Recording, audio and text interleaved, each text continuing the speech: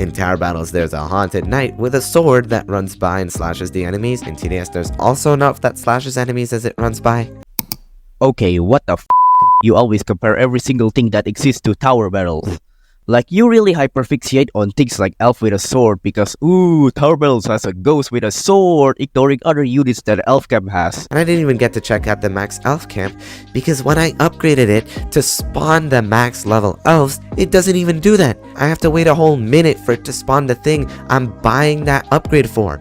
I mean, just think about it. Fallens are coming out, I need the max elves, so I upgrade the elf camp and it's useless. But I am pretty confident that it is not much different from a strong elf, just like Jack being a strong entity going down the road. Okay, again, what the f?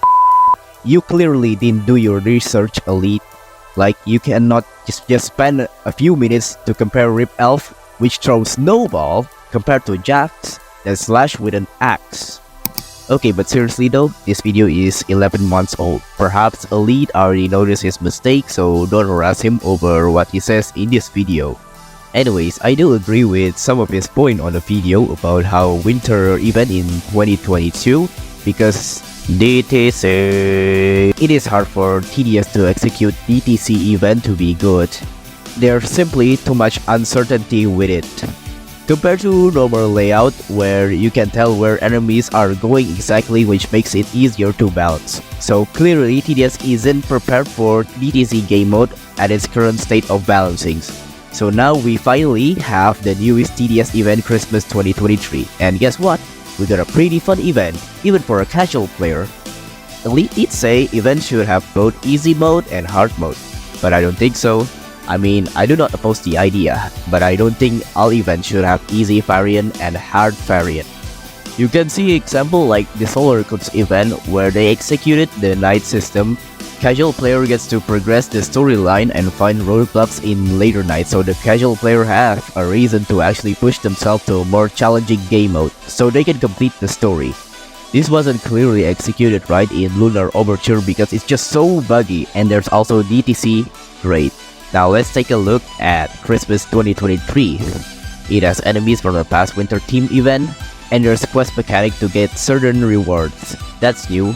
It has yet again a female event tower, Cryomancer, and it is well received by people.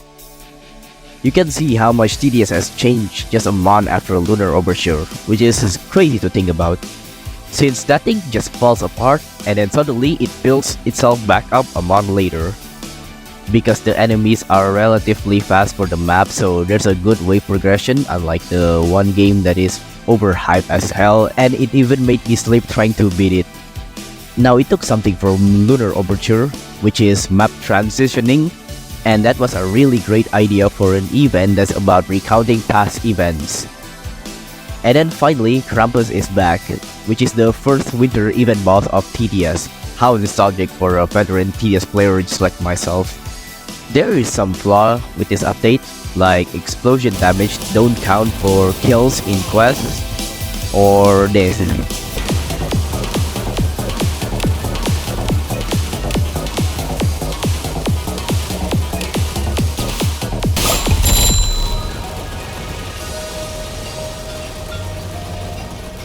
But overall, it is a really good event. It is 10 times better than Lunar Overture, and it is almost as good as Solar Eclipse. The event tower itself is great. It's not meant to be a DPS tower, but it is a support tower. So kudos to the TDS developer for nailing this one out. Thanks for watching, and Elite, if you're watching this, what's up? And I see you guys in the next video. Peace.